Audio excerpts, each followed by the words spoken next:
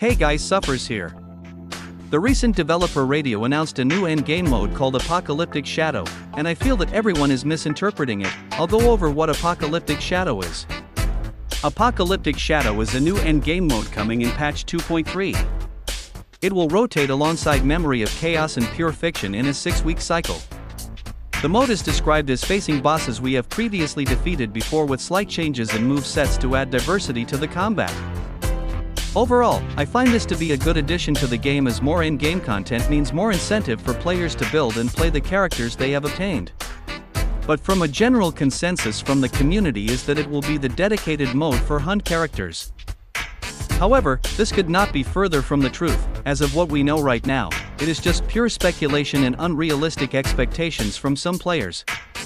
Nowhere does it state in the announcement that it will focus on single target damage. And unlike Pure Fiction, we do not have access to leaks informing us of how the mode will function beforehand. Before moving on to my next point, I will share what constitutes as a boss in Honkai Star Rail. There are two types of bosses, little bosses and big bosses. Little bosses are the ones we face in MOC and in simulated universe such as Kafka, Swarm True Sting and Adventurin of Stratagems. Whereas big bosses are the ones found in Echoes of War, our weekly bosses. So, the Doomsday Beast, Cocolia Mother of Deception, Phantilia, the Swarm King and soon the Great Septimus. We are still unsure which of these types of bosses we'll face. But we have a good reference to how the mode will play out, thanks to a recent event in 1.6, that being virtual Scentventure. The last fight in the event was against Cocolia and Jeopard, and after beating the first wave, Cocolia transforms into her weekly boss form. So we could expect something similar in Apocalyptic Shadow, where we will get to face both the little and big bosses. Now regarding it being a hunt dedicated mode, it can't be further from the truth if you look at how all these bosses function. Most of these bosses have the ability to summon additional mobs, removing the pure single target advantage hunt characters have. But can't you just ignore the mobs and nuke down the boss instead? Yes, you are right. However, many of these bosses tend to require you to remove their summons. At minimum, they weaken your characters, but most are either very dangerous if left alone such as Svarig's hands, or provide many benefits if you get rid of them like the bugs spawned from the True Sting. The best example of both is Phantilia's flowers that can affect your team strategy greatly with their SP drain at the same time defeating them gives back 3 SP for bigger pushes that you would normally otherwise would get every other few rotations. They said they'll be changing their mechanics, won't they change it so the bosses won't summon mobs? It is possible, but many of them are core mechanics of these bosses and removing them removes the challenge posed by them. Svarig is not threatening without his hands stealing your characters. True Sting and Swarm King are extremely tanky without the vulnerability debuff supplied when the smaller bugs explode upon death, and the bugs themselves can quickly rack up damage with their strong hits and stacking wind shear. Cocolia without her ice pillars and Bronia reduces her high damage pushes drastically, reducing her threat levels. So on and so forth. The only bosses without summons are Kafka, Sam, and Something Unto Death.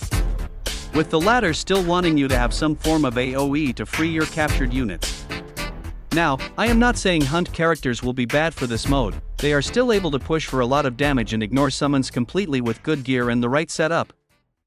But for average players, AoE or blast damage will still be good if not better, as all the bosses inherently want you to kill their summons to make their fights easier and or faster. I'll also address the hunt characters are falling off situation. This is factually incorrect. Only in Pure Fiction is where hunt characters aren't too stellar at, but Seal destroys Pure Fiction thanks to Resurgence, and even Topaz has value. Buffing up the follow-up damage for Herta and Himiko against the bosses and elites, while providing more single target damage to the tankier enemies to speed up clears. Seal is still zero cycling MOC on the regular. Dr. Ratio has been performing just as well if not better than DHL in imaginary weak stages. Topaz also can go wherever Ratio goes, provided there is also a fire weakness available, and the two of them shred through enemy toughness like no other pairing. And not to mention we have Bootheel coming soon, and he has shown amazing potential as a hunt character. I hope this video will shed light on the situation surrounding Apocalyptic Shadow and hunt characters. Will I be right? Maybe, maybe not. I am just looking at it from an objective and reasonable standpoint with what has been presented to us and what we have in the game so far. If it does turn out that Apocalyptic Shadow will make hunt characters shine, that's great, amazing even. At the same time, I don't want players to get their hopes up because of what John Doe has said on the internet, or because they immediately assume it's pure fiction for hunt characters, only to feel let down and get upset over it. We should temper our expectations and wait for more info and not get caught up in the hype train of new endgame content for X-Path or character. Anyways, hope you enjoyed this discussion video. If you would like to dispute some of my points or add on to what I have shared, do drop it in the comments. That's all I have for today, and don't forget to like and subscribe. And I'll see you again, someday in the future.